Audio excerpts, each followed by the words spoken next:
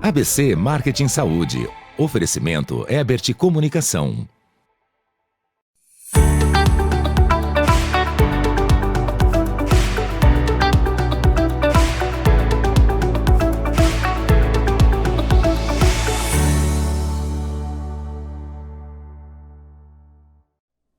Bom dia, pessoal. Começa agora pela VESA TV, mais uma edição do programa ABC Marketing em Saúde. Como você sabe, toda semana a gente tem um encontro marcado para debater temas importantes relacionados ao marketing e à comunicação no setor da saúde. Esse setor tão importante da nossa economia e que vem evoluindo muito ao longo do tempo.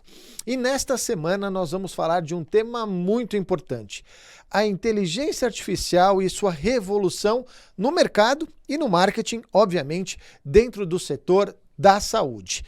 Bom, vamos para a entrevista da semana?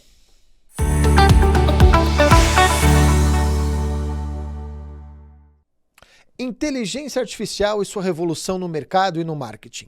Quais os impactos para o setor da saúde? Nosso objetivo hoje é trazer para você uma visão clara e objetiva sobre a revolução da inteligência artificial neste mercado do marketing na saúde. E para falar sobre este tema, trouxemos Henrique Couto, gerente de negócios e marketing Latam da Enterprise Informatics da Philips. O Henrique Couto, que é engenheiro de produção formado pela Escola de Engenharia do Mackenzie, certificado Green Belt em processos Lean Six Sigma, gestão de indicadores OKR. Seu background em engenharia o ajudou a ter uma visão processual unida à criatividade para trabalhar com marketing de produtos em sua carreira. Iniciou sua trajetória em marketing na 3M do Brasil como gerente de produtos para a linha de prevenção de infecção, migrou para a Pixion para gerenciar as áreas de marketing de produto, inteligência de mercado e geração de demanda. Atualmente, atua como gerente de marketing do negócio de informática em saúde para a América Latina. Na Philips, vem atuando em iniciativas de transformação digital para a América Latina, liderando projetos de interoperabilidade e inteligência artificial. Além disso, tem como um dos principais focos de atuação a adoção de tecnologias cloud, visando a produtividade clínica e assegurando que os produtos garantam a segurança dos pacientes. Olha que convidado importante. Henrique, tudo bem, meu amigo? Seja bem-vindo ao ABC Marketing Saúde. Tudo bem? Como é que vai? Obrigado pelo convite.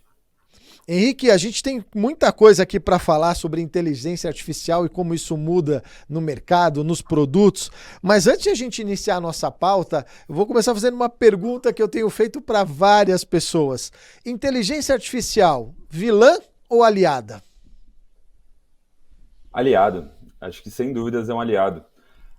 A gente tem que enxergar a inteligência artificial como um facilitador do nosso dia a dia, né? Então, claro que a gente vai conversar muito sobre saúde, sobre marketing, mas para as coisas mais triviais do nosso dia a dia, a gente já pode ver a inteligência artificial funcionando, como desde acesso nos buscadores que a gente usa na web, como formas de pesquisar preço, fazer comparações de preço também na internet. Tudo isso utiliza machine learning em formas que facilitam a nossa vida. Então, a inteligência artificial, com certeza, é uma aliada. É que a gente acaba, às vezes, né, com, não vou dizer receio, mas acho que tudo que sai da zona de conforto, tudo que transforma, acaba deixando a gente meio preocupado, como a gente vê até em alguns casos, o pessoal preocupado com a inteligência artificial.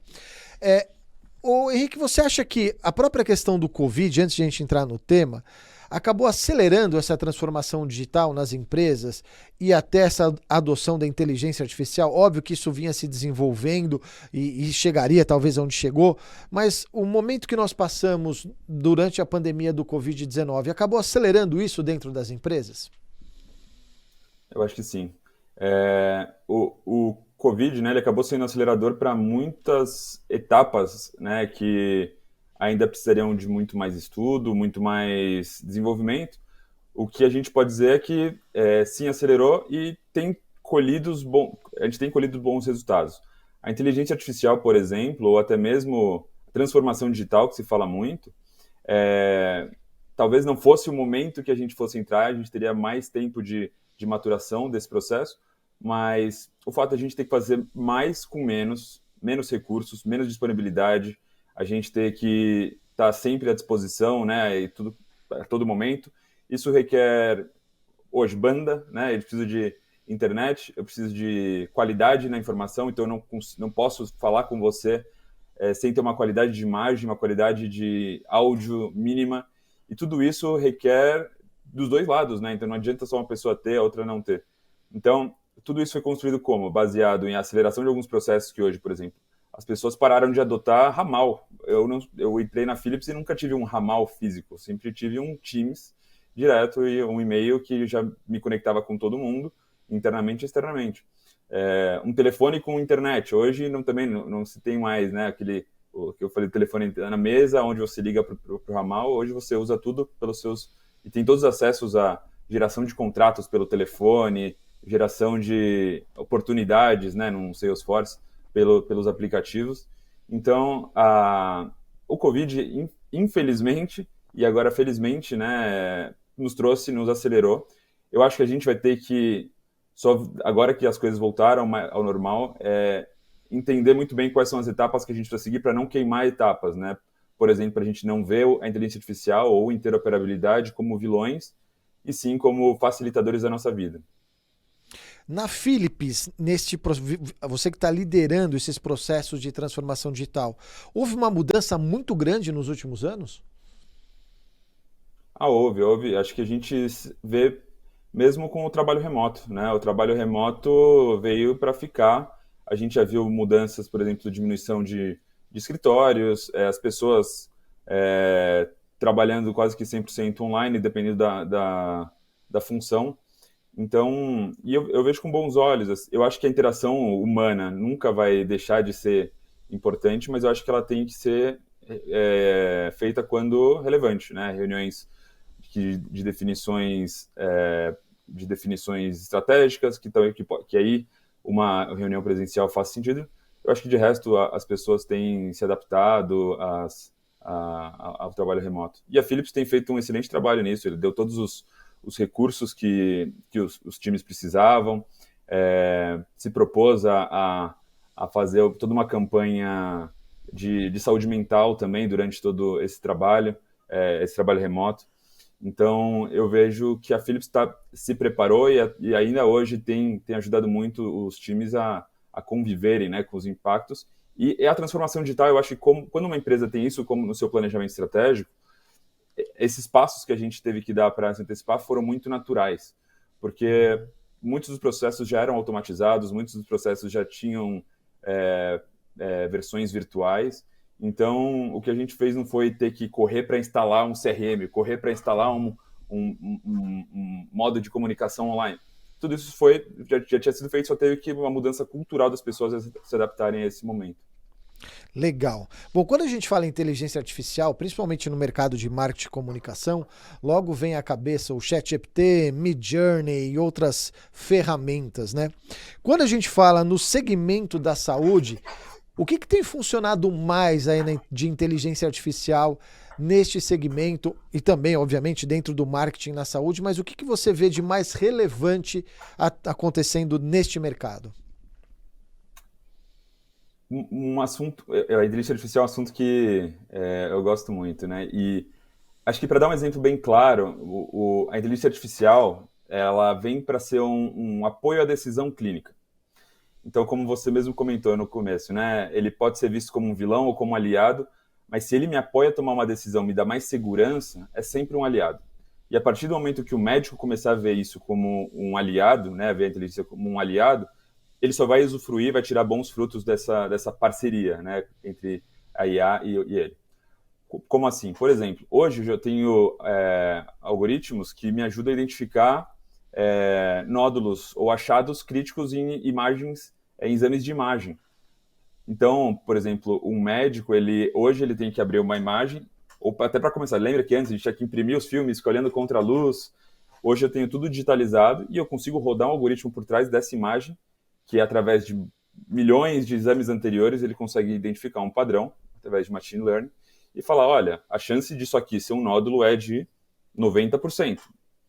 E aí ele olha para esse nódulo e fala, é verdade, tem um nódulo aqui, ele marca como um nódulo maligno e faz as medições de acordo com o necessário e coloca no laudo, e ele ganha tempo. Muitas dessas funções, por exemplo, como da radiologia, ele é medido por produtividade, né? Então, ele tem que, quantos mais exames, mais laudos ele der, mais produtivo ele é para a clínica que ele trabalha e ele, consequentemente, é remunerado por isso. Então, se ele tem isso como um aliado, para ele é muito mais vantajoso, né? Esse é um dos exemplos. Ou seja, a gente pode falar que existem uma série de novas oportunidades para o mercado da saúde. E aí, obviamente, quando a gente fala marketing, a gente está falando de desenvolvimento de produtos, de pesquisa e desenvolvimento, com o uso da inteligência artificial? Muito. E assim, claro que eu estou falando de um exemplo clínico, né, de como a gente usa isso para um diagnóstico. Mas, por exemplo, hoje, a gente já está acostumado com mecanismos de agendamento de exames, vamos voltar, agendamento de um voo, né? Então, eu tenho que fazer um agendamento de um voo daqui para Paris, eu jogo tudo num aplicativo que mostra os melhores voos, mostra as melhores condições de pagamento, e eu vou lá e escolho. E com o chat GPT, por exemplo, eu posso só pedir para ele, me mostra o melhor voo, tudo mais. Por que não fazer isso com um agendamento de exame, um agendamento de consulta? Por que eu não consigo integrar, e aí eu falando de interoperabilidade com inteligência artificial, integrar agendas de médicos, agendas de consultórios e de clínicas que me mostrem o melhor horário, a melhor disponibilidade com o doutor mais perto da minha casa, com a clínica mais perto da minha casa, e que eu possa usar isso através de um buscador, através de um chat GPT. Então, a gente tem muitas oportunidades de explorar isso, de explorar esse mercado, e usando inteligência artificial tanto como benefício para o usuário final, né, como para o paciente, como para as empresas que podem ganhar muito mais tempo e gerar muito mais demanda para os seus produtos. Riga, a gente poderia falar de alguma forma que isso vai auxiliar na vida do paciente por uma questão de conveniência, ganho de tempo, e ao mesmo tempo para o médico também, porque hoje a gente fala em telemedicina, uma série de coisas, você evita o deslocamento, tem uma resposta mais rápida, isso acaba melhorando, vamos dizer assim, a vida do paciente e, por consequente, também o formato do atendimento que o médico pode fazer? Com certeza. E essa é uma afirmação que, quanto mais as pessoas perceberem que a inteligência artificial aplicada ao fluxo de trabalho ou ao fluxo do paciente, quanto mais ela for aplicada ao fluxo, é isso que eu quero dizer, mais valor ela tem. O que eu quero dizer com isso? Por exemplo, se eu usar só a inteligência artificial ou o sistema de interoperabilidade para fazer uma chamada de vídeo, é ótimo, eu acho que vai gerar valor, mas quando eu consigo para fazer desde um agendamento de consulta, eu já faço, a inteligência artificial identifica qual é o exame que você vai fazer, quais são os preparos que você vai precisar fazer, já te manda um link para abertura da sala com o médico, já te manda os resultados dos exames por e-mail, já manda para o seu médico solicitante os resultados. Então, todo o processo, o fluxo, a jornada do paciente é coberta pela inteligência artificial. Hoje tem muitas empresas que acabam olhando só para um ponto desse fluxo e acabam não gerando valor por um todo. Então, acho que assim, a dica que ficaria para desenvolvedores e para o futuro, e é o que eu acho que a Philips está fazendo muito bem, e dando o exemplo da radiologia, é olhando para o fluxo do radiologista. Então, desde o momento que ele recebe a imagem para laudar, a inteligência já roda para o fundo e já te mostra numa lista de trabalho quais já tiveram achados. Então, eu não preciso abrir a imagem para ver o achado. Eu falo assim, essas 3 aqui a gente identificou que tem um achado relevante. Você pode começar laudando por elas. Aí, a partir do momento que eu laudo, ele já pode me gerar um pré-laudo. Por exemplo, eu abri a imagem, baseado no que tem aqui, o pré-laudo é esse. Eu faço uma confirmação e posso submeter para o médico que solicitou esse exame. Então, imagina o quanto de ganho de produtividade eu não tenho para mim, para o médico que estou laudando, para o médico que solicitou, que não vai precisar ficar esperando o paciente retornar com o exame, e para o próprio paciente, que não vai precisar voltar lá para a clínica para buscar em papel impresso, reagendar com o médico solicitante. Então, são vários exemplos que a gente pode ganhar no fluxo, entende? A gente está falando dessa jornada, né, e da experiência do paciente, né? Porque quando a gente está falando disso, é uma experiência mais agradável para ele, vamos colocar assim, né? Bom, a gente está chegando ao final do nosso primeiro bloco. O papo está muito bom. No segundo bloco, vou perguntar sobre a questão da inteligência artificial com o desenvolvimento aí dos produtos da Philips. Enfim, tem muita coisa para a gente conversar. A gente vai para um rápido intervalo e volta já com mais ABC Marketing Saúde.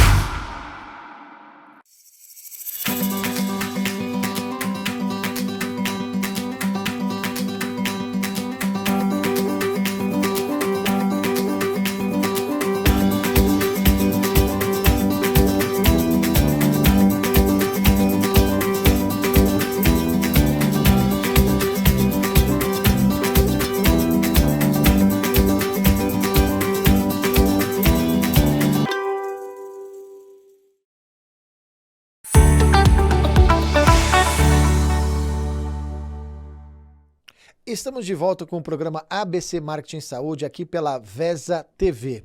Por falar nisso, você já está seguindo a Vesa TV lá no Instagram? Segue lá, Vesa TV BR, para você ficar por dentro da nossa programação focada no empresário, no empreendedor, no profissional de marketing e comunicação. Fica aí a dica para você.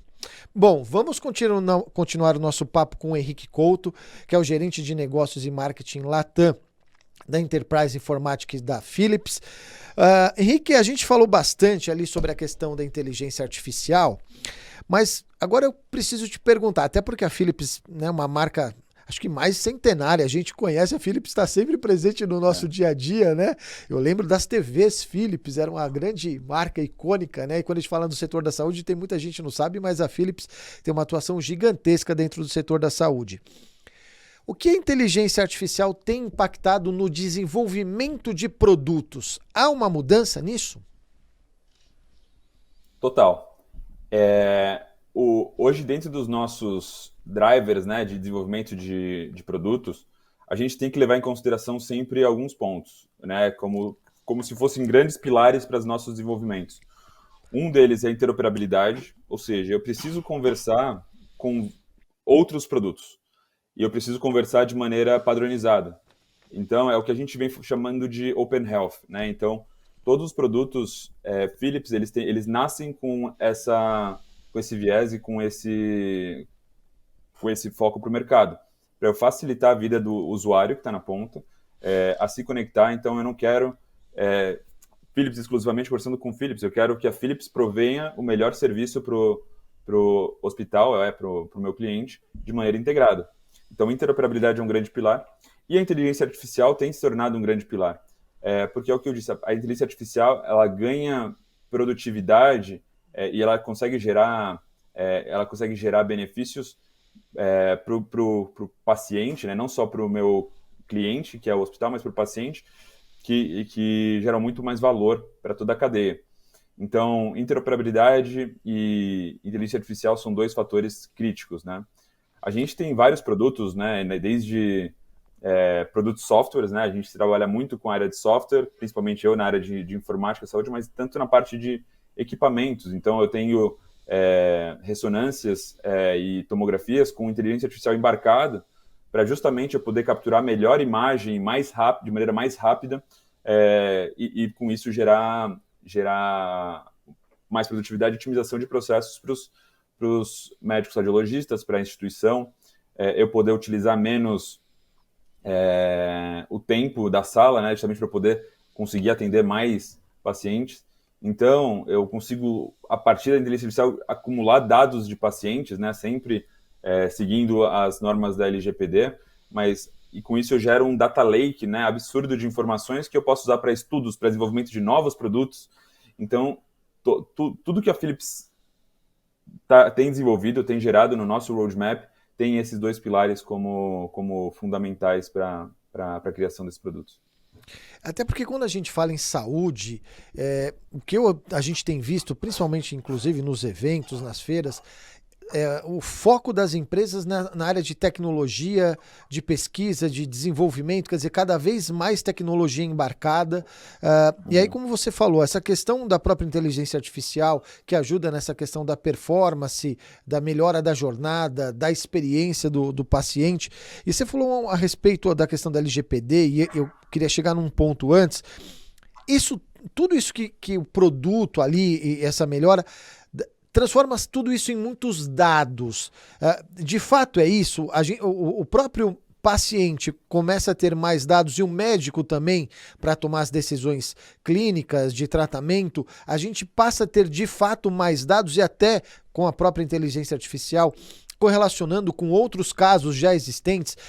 É por aí, ou seja, o quanto essa inteligência consegue me trazer de dados, e não vou dizer uma interpretação, mas uma análise primária desses dados? Sim, com certeza. O paciente, ele tem se tornado cada vez mais dono da sua própria saúde, né? Antes, o paciente, ele tratava doenças. Então, ele só ia para um médico ou para uma consulta quando ele se sentia doente, ele sentia alguma coisa. Hoje, a gente fala muito mais da saúde preventiva. E para eu fazer uma prevenção, eu preciso ter informações para saber o quanto eu preciso, qual é o meu peso ideal, o quanto os meus níveis de glicose. Então, o paciente ele tem se preocupado mais com a sua saúde e tem sido mais ativo em relação à sua prevenção, né, de doenças. E para isso eu preciso de dados. E quando a gente fornece mais dados, a gente consegue extrair mais dados sobre o meu paciente, sobre o tratamento que ele está fazendo, com certeza eu melhoro, eu dou mais autonomias para ele fazer essa gestão, e para os médicos poderem fazer, e para as clínicas também fazerem uma gestão mais preditiva e preventiva dos meus pacientes. Como eu comentava, se eu for num hospital e eu for num outro, eu acabo tendo que fazer 2 vezes o mesmo exame, porque eu não tenho a informação no sistema de cada um deles. A partir do momento que eu tenho um sistema aberto e que se conversem, o médico, se eu for no médico e depois for no outro, ele vai ver, não, você já tem esses exames são suficientes, eu consigo fazer um acompanhamento a partir de um próximo exame daqui tanto tempo. Eu não preciso expor meu paciente, por exemplo, a ser picado 2 vezes para fazer uma coleta de sangue. É um exemplo. E aí, a partir disso, com esses dados na minha mão, eu consigo poder treinar inteligências para poder justamente me dar não vou falar um diagnóstico, mas o melhor apoio às decisões clínicas. É em cima disso que a inteligência artificial trabalha. Ela consome dados, e é o machine learning trabalhando por trás, para poder criar informações relevantes para os médicos e para os pacientes. Então, eu acho que, em resumo, é isso. Não sei se eu respondi. Não, sim. 100%. E aí vem uma pergunta, porque, obviamente, quando a gente fala da saúde, a gente está falando, obviamente, de pessoas, né? Claro. E quando a gente fala da inteligência artificial e de tecnologia, a gente está falando, não vou dizer da máquina, mas de um outro lado. Como que a gente consegue equilibrar tecnologia e a humanização do atendimento e da relação médico-paciente? É possível isso? Porque ainda tem aquele ponto importante, né, do médico olho no olho com o paciente. Óbvio que a telemedicina está aí, veio e ajudou e é necessário, mas como equilibrar esse uso tão grande da tecnologia, que imagino deva aumentar cada vez mais, com essa humanização do atendimento? Eu acho que caminham lado a lado. Dando um outro exemplo, acho que a primeira coisa, para você desenvolver produtos com inteligência artificial, assim como a Philips, você precisa ter padrões de segurança muito altos para ter certeza de que essas informações vão ser restritas ao uso que se propõe e anonimizadas de acordo com a necessidade e com a LGPD, né, com as leis que regulam a utilização dos dados do paciente. Mas quando a gente fala de humanização, por exemplo, vou te dar 2 exemplos. O primeiro, quando um dos fatores que você falou do olho no olho, por exemplo, quando você está numa consulta, o médico está no computador preenchendo o prontuário e ele vai te perguntando, olhando para o computador. Agora imagina se eu tenho uma tecnologia onde eu converso com o meu paciente e a partir dessa conversa eu tivesse como se fosse uma inteligência artificial captando toda a minha conversa e automaticamente preenchendo o prontuário eletrônico. Eu estou humanizando ao máximo, eu estou conversando olho no olho, eu posso ir falando os resultados da minha anamnese, né, da minha consulta clínica, e o prontuário já ir configurando as informações e já criando até pedidos médicos. Então, isso eu acho que é o suprassumo da humanização. Mas, ao mesmo tempo, quando a gente fala de humanização, na Philips a gente tem uma área, por exemplo, que é de oncologia. E que é mais humanização do que um tratamento oncológico, onde eu preciso entender, e, por exemplo, a Philips tem soluções para fazer análises genéticas do meu paciente, análises genômicas. Então, eu consigo humanizar ao máximo, trazer um tratamento único e individualizado para cada paciente. Então, isso tudo a partir de dados. A Philips tem parcerias com MD Anderson, com várias empresas que geram informações, né, artigos científicos e resultados super relevantes que geram. Então, por exemplo, a gente tem um produto que se chama Pathways, que de acordo com as informações que você for coletando e imputando sobre o paciente dentro desse programa, ele te dá uma árvore de decisão, um melhor caminho de diagnóstico para você tratar esse paciente. Porque, de novo, cada paciente é único, eu não posso tratar, câncer de mama, todos os pacientes com câncer de mama vão ser tratados do mesmo jeito. Não, cada paciente tem uma resposta diferente a uma quimioterapia, uma radioterapia, às vezes eu posso fazer algum outro tipo de tratamento, algum paciente vai ser cirúrgico imediato, outros não. Então, essa humanização não é só na forma do olho no olho, mas sim no tratamento humanizado e individualizado do paciente, entende? Então, acho que aí dá para dar uma profundidade de como a inteligência artificial é utilizada não só para comunicação, certo? Né? Para o desenvolvimento de produtos de engajamento do paciente, mas sim para tratamento clínico, como eu falei, desde identificação de um nódulo até a humanização de entendimento de um código genético para poder fazer um tratamento individualizado contra o câncer. Não, eu acho isso muito importante porque, via de regra, a gente pensa só nessa questão da comunicação e, na verdade, tem muita coisa por trás. A Philips é uma empresa de ponta, com alta tecnologia e multinacional. A gente poderia fazer um paralelo, nem sei se, de repente, você teria esse paralelo. No Brasil, a gente ainda está engatinhando nessa área de inteligência artificial ou a gente está no mesmo patamar dos outros países? Ou é uma coisa globalizada que evolui em conjunto? Como que você vê isso aqui no Brasil? Eu acho que depende do setor. E aí os setores estão mais maduros, uns setores estão mais maduros que outros. Como, por exemplo, um setor que é muito maduro é o setor bancário.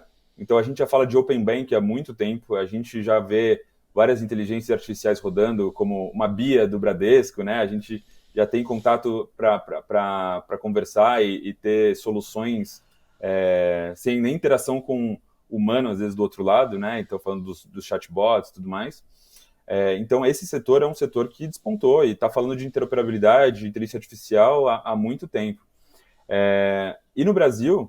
E no Brasil, para a saúde, existem muitas oportunidades. Porque eu acho que empresas como a Philips são as que trazem as maiores oportunidades para cá e a gente faz parcerias com empresas que geram valores para as instituições. Então, ainda tem muito, até porque é muito difícil eu explorar todo o potencial da inteligência artificial de uma vez. Então, existem iniciativas como em patologia, onde eu consigo identificar célula ou doenças dentro de uma célula a partir de uma patologia digital. Eu, dentro da radiologia, achar nódulos e implementar todo esse processo, o parte da humanização. Então, eu acho que para a saúde a gente ainda está engatinhando, sim. Existe muita oportunidade. O Brasil tem muitas startups que estão crescendo e se desenvolvendo na saúde e que precisam de apoio de grandes empresas, de fomento governamental para poder crescer. Lá fora, acho que é muito comum isso, porque a gente vê muitas empresas colaborando com essas startups e muitas startups crescendo a um ritmo muito grande. Então, você vê um Vale do Silício, a própria Europa, ou até mesmo países asiáticos, como Coreia, com inteligências artificiais de ponta e já em utilização em produção em grandes centros, né? Eu acho que no Brasil, como ainda se fala muito em custo operacional, né, o custo para se manter um hospital funcionando, para fazer a saúde de um paciente, quando eu coloco a inteligência artificial, eu acabo olhando isso como agregando um custo ao meu processo, sendo que eu deveria olhar a ponta como uma redução de custo e como um investimento, né, um ganho de produtividade. Eu vou estar incluindo mais um custo na minha cadeia, talvez com inteligência artificial, mas eu vou ser muito mais produtivo, podendo gerar mais receita no meu futuro. Claro, transformando tudo isso nessa conversa de custo e receita. A última pergunta, Henrique, senão eu ficaria conversando horas com você, que sou apaixonado também pelo tema de inteligência artificial. Legal. Você deu um exemplo aí falando do Open Bank, e a gente tá usando isso. Eu estou falando do consumidor brasileiro. Há um certo preconceito em aceitar a inteligência artificial na saúde ou não? O brasileiro também já está mais aberto? Ou a gente gosta ainda daquela coisa do médico da família, de ter as coisas na mão? Ou o brasileiro consome, vamos dizer, a tecnologia em saúde com mais facilidade também? Eu acho que essa nova geração vai puxar muito isso, viu, Luciano? Porque a gente não imaginava. Minha avó nunca iria num caixa eletrônico para sacar dinheiro. Ela ia na boca do caixa. Hoje ela faz Pix, sabe? Hoje ela consegue fazer tudo pelo celular dela. Então, eu acho que a gente nunca vai falar que é nunca, sabe? Então, a gente sempre vai ter um momento de inflexão onde a inteligência artificial e os métodos colaborativos, né, entre hospitais, clínicas, vão ser tão grandes que não vai ser mais sustentável viver sem, entende? Como eu disse, desde um agendamento onde eu posso escolher o melhor hospital para fazer uma cirurgia, fazer um exame, na palma da sua mão até receber resultados. Hoje eu ainda tenho muitos silos, né? Então eu tenho muito individualizado, cada grupo é dono dos seus dados, e na verdade quem é dono do dado é o paciente, é o prontuário do paciente, é os exames do paciente, né? Então eu, como dono dos meus dados, tenho que ser mais empoderado para poder fazer essa gestão. E eu acho que é isso que a Philips vem promovendo muito, como o futuro da saúde ele é colaborativo, né? Então a gente não pode mais falar de empresas que detêm dados sobre os seus clientes. Não, eu produzo bons produtos para poder gerar bons benefícios para os meus clientes. O que ele faz com o dado é dele, a informação é dele. Eu posso gerar melhores produtos a partir desses dados, desde que anonimizados, seguindo altos padrões de qualidade, de gestão de informações. Mas eu acho que a visão do futuro da saúde tem que ser essa. O Open Health é uma realidade. A gente não pode mais falar sobre saúde sem o compartilhamento de informações. Então, por isso que eu acho que é muito geracional. Então, a minha irmã é diferente de mim, então ela já faz tudo pelo celular, ela já tem acompanhamento de todos os exames dela pelo celular, ela tem aplicativos para fazer gestão de saúde. Eu sou ainda um pouco old school, mas eu vou me adaptando de acordo também com as mudanças. Eu acho que é isso que a gente vai acabar sendo. Acho que faz parte, né? A gente vai mudando e vai evoluindo. Bom, queria agradecer demais o Henrique pela entrevista. Obrigado, Henrique. Daria para a gente conversar horas falando sobre inteligência artificial. Espero trazer você outras vezes aqui. Obrigado por compartilhar tanto conhecimento com a gente, viu? Obrigado, Luciano. Prazer falar com você em nome da Philips. A gente agradece o convite. Bom, e você sabe, né, que a gente ainda tem mais um bloco do ABC Marketing Saúde, trazendo o quadro dos nossos colunistas e notícias do mercado. A gente volta já.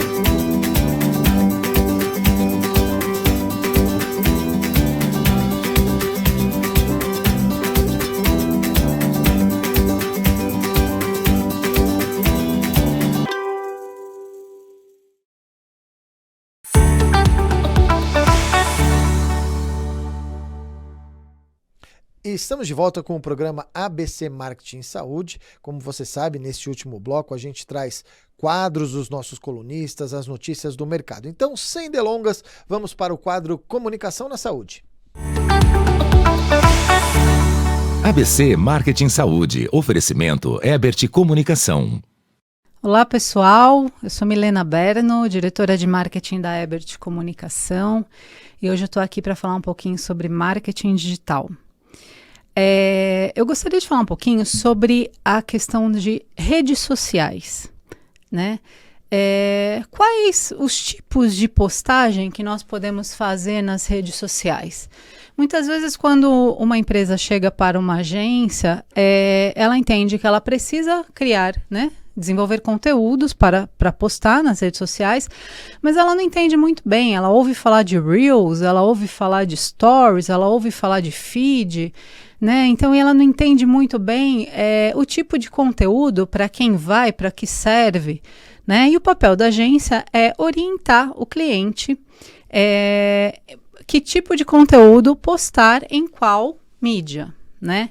Quando a gente fala, por exemplo, em Reels, né, que é algo que está muito aí em alta, né, a gente vê muitas pessoas postando vídeos, né?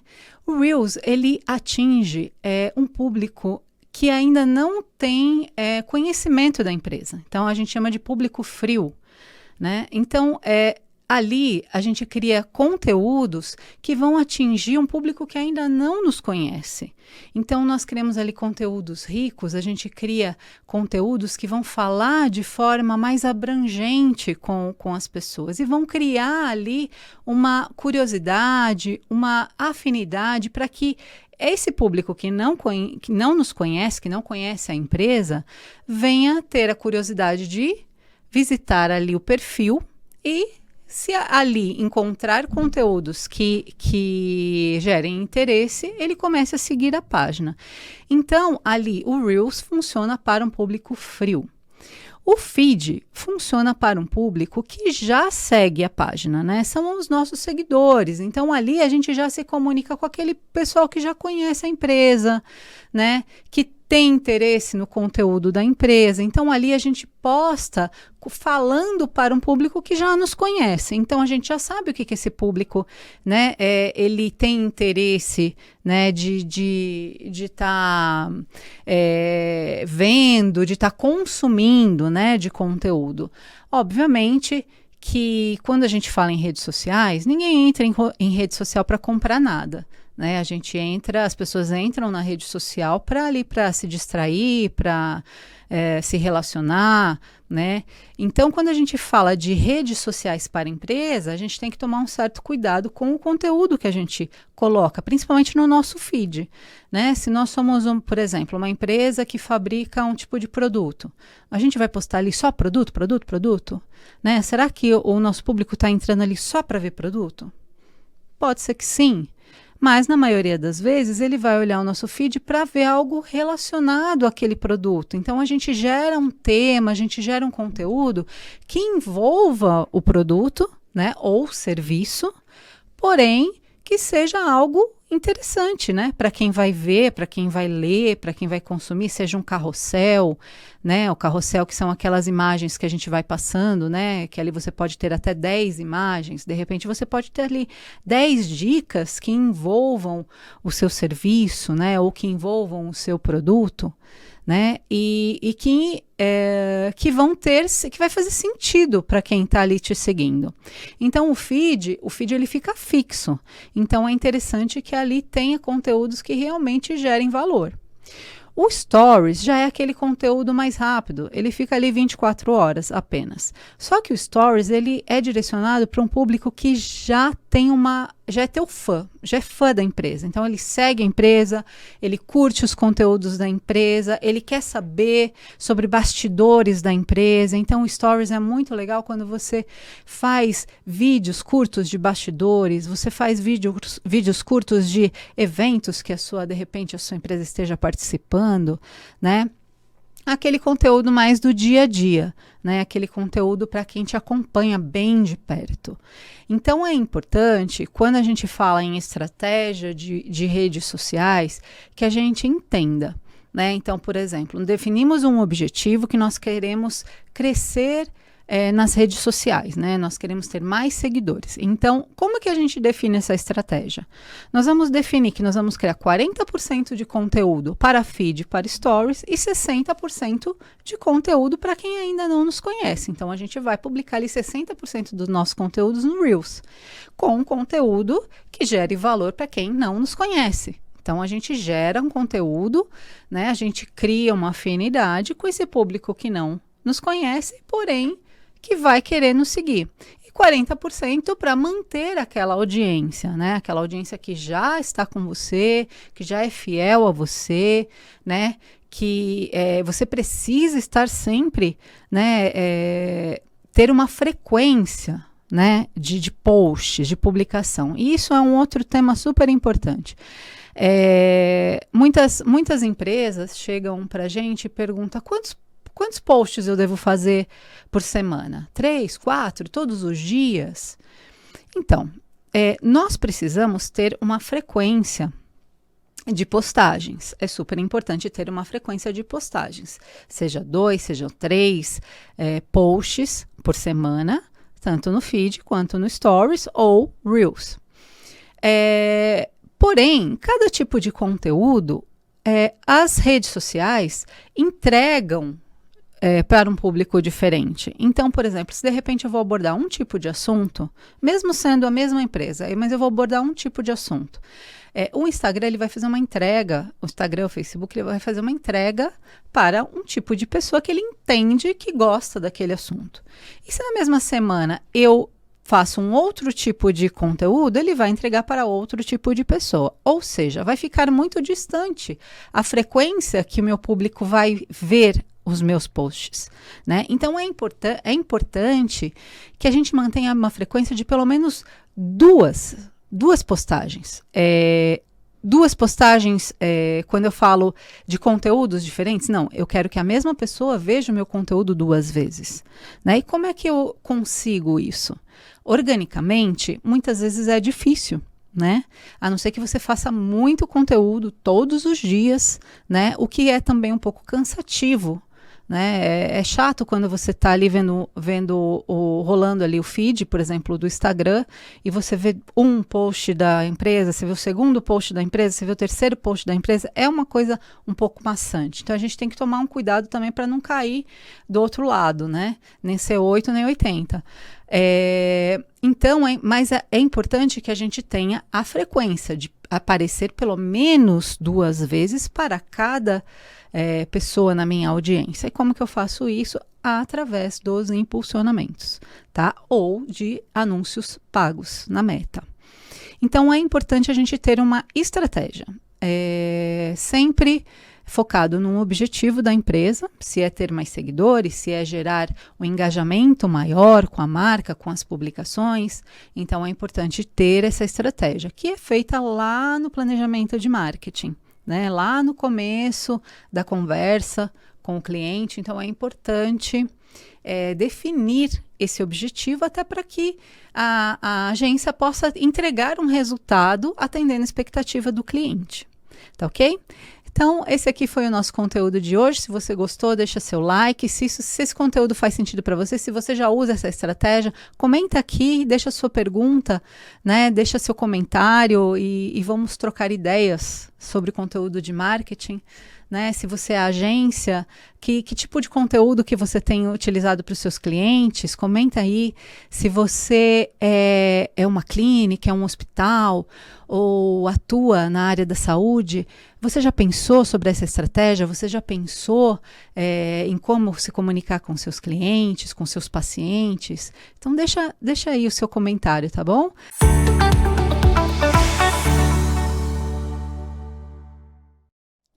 Obrigado, Milena, por mais um quadro importante aí falando sobre a questão das redes sociais.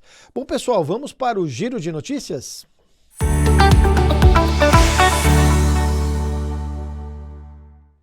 Eurofarma escolhe 4Influence para atuar com Fortice. Lançado em 2021, Fortice é um novo cliente da For Influence, agência de PR, social content e marketing de influência do grupo Ref, que passa a ser responsável pelo desdobramento da estratégia de posicionamento do produto nas redes sociais. Segundo Alexandre Spínola, sócio e Chief Strategy Officer da For Influence, a estratégia de conteúdo social para Fortice passa justamente por destacar sua nova fórmula, única que combina o inovador NEM, oriundo da membrana da casca do ovo, ao colágeno tipo 2. Ele complementa: vamos levar essa e outras mensagens chaves para ampliar o conhecimento do consumidor sobre os benefícios e diferenciais do produto. Minâncora expande sua atuação com fabricação própria e parcerias. Ideia proporciona que a Minâncora produza inclusive para outras empresas. Lourdes Maria Duarte, gestora-presidente da Minâncora, aponta: a abertura da fábrica para outros fornecedores visa fomentar a inovação e o desenvolvimento de novos produtos.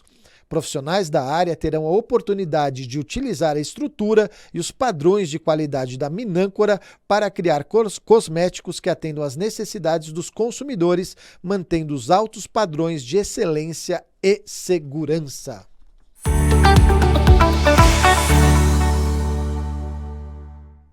Bom, como você sabe, no mês de junho aconteceu o Fórum de Saúde Digital, um evento muito importante para o segmento. E nós aqui na Vesa TV, dentro do programa ABC Marketing Saúde, temos trazido alguns depoimentos de pessoas que participaram deste evento. Vamos conferir?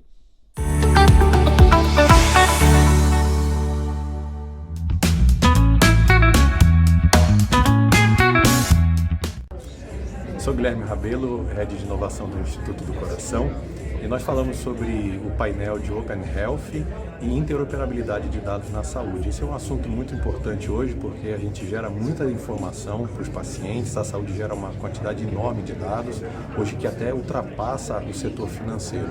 Mas como esses dados são usados? Esse é um desafio hoje. Se eles são usados, será que eles estão sendo compartilhados adequadamente? Será que a gente está fazendo o melhor uso dessa informação em benefício do paciente e da economia, custo-efetividade na saúde? Esses foram alguns aspectos que a gente discutiu no painel. Falamos também um pouquinho sobre o desafio cultural, sobre como a gente pode talvez trazer a população mais para perto de usar melhor a saúde, conhecer melhor os seus sintomas e também como eles podem participar mais ativamente na jornada do cuidado. E, do outro lado, como é que a gente pode fazer os atores, assistência, pesquisa, farmácia, o setor industrial e de serviços, trabalhar em conjunto, colaborando, por exemplo, na interoperabilidade, que é quase como que o diálogo desse sistema. Hoje a gente tem muito problema de como eles se falam. E a gente fazer com que esse diálogo entre os atores permita que a gente possa buscar mais sustentabilidade para a saúde. Esses são alguns dos objetivos do Open Health e da interoperabilidade.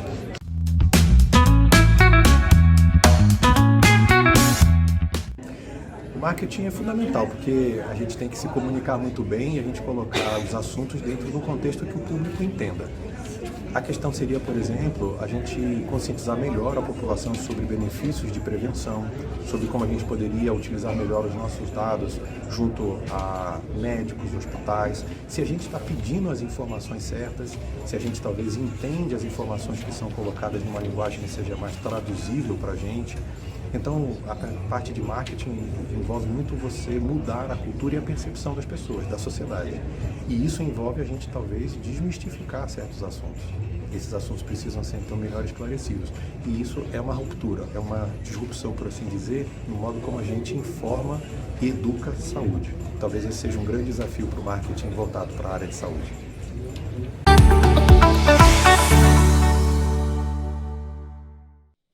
Muito legal, né, pessoal? Bom, estamos chegando ao final de mais um programa ABC Marketing Saúde. Espero que você tenha gostado. Semana que vem a gente está de volta trazendo outro tema importante para você que trabalha com marketing e comunicação na área da saúde. Até semana que vem.